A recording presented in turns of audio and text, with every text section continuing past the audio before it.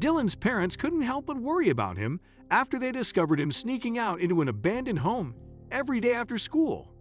They decide to ask him why, and his reasons stunned them. Dylan was ecstatic to learn that at 10 years old, a couple had chosen to adopt him from the group home he lived in. He had always heard stories about how the older a kid got, the slimmer the chances were of finding a home. Before we continue, please take some time to subscribe to Dailydose, like, and share this video with your friends. It might brighten their day and inspire them to do good. Also, keep watching because an important lesson awaits at the end of the video. The young boy had always longed for a family, and now that it was happening and he was headed to his new home, there was only one thing that bothered him: the thought of leaving his best friend, Adam. "I'll miss you, Adam," he said as they embraced one last time. "I'll never forget, trust me." With that one last goodbye, Dylan smiled at his parents and took each of their hands in his. They walked to their car happily, ready to embark on a new lifelong journey together. One day, Dylan's mom Abigail was waiting for him to head home from school. She had his afternoon snack ready, but he didn't make it home until 2 hours later. "Where were you, honey? Why did you come home late?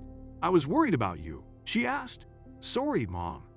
I was with my teacher to study a new math topic that I'm having difficulty with," he lied. The following day, the same thing happened again.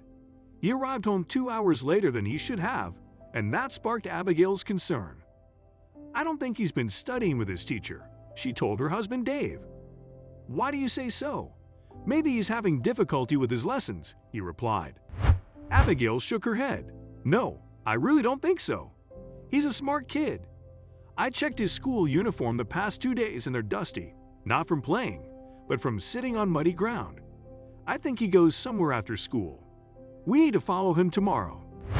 Upon hearing that his son would go home in dirty clothes, Dave agreed that they should see where Dylan would go after school. So they waited across the street from the school entrance the following day and saw that he was headed in the opposite direction of their home.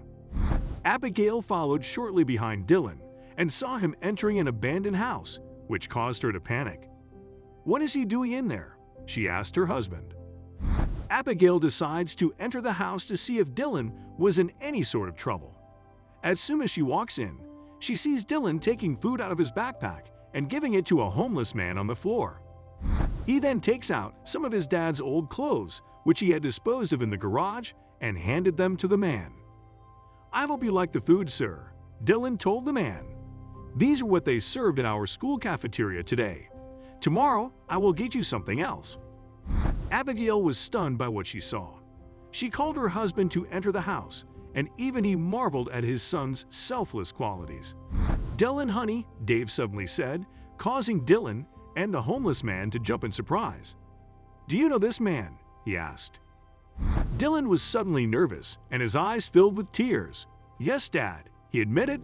I'm sorry for lying to you. I made a promise to my best friend at the group home that I would take care of his dad, since I had a chance to visit him now. I'm sorry. Please don't send me back. I love you both dearly," he begged. Abigail couldn't help but feel bad for Dylan, who was suddenly fearful that they'd abandon him for lying. "Honey, we will never take you back to the group home. You're our son," she assured him. "We love you, but of course, we also want you to be honest with us. We're your parents, and we need to know what's going on with you." Dylan nodded. "I just thought you wouldn't allow me to visit him. My best friend Adam only has me to count on to take care of his dad. He's sick," he revealed.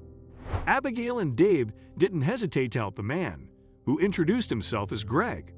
They took him to the hospital, where he was examined and treated. Once he recovered, Dave got him a job at his company, where he slowly earned money to get himself a decent home. Dave made sure to guide Greg throughout his transition and promised that once he was settled, he helped Greg get Adam back from the group home. A year passed, and Dylan and his parents just finished preparing their Christmas dinner. They had turkey, slats of steak, greens and mashed potatoes, and Abigail's specialty apple pie on the table. Once they finished setting up, they gathered around the table and sat alongside Adam and Greg, who were finally reunited after years of being apart. Before dinner, they said their prayers and raised their glasses for a toast. "Here's to Dylan," Greg started, May everyone be blessed to have a friend like him, loving, selfless, and fiercely loyal. To Dylan, they all cheered.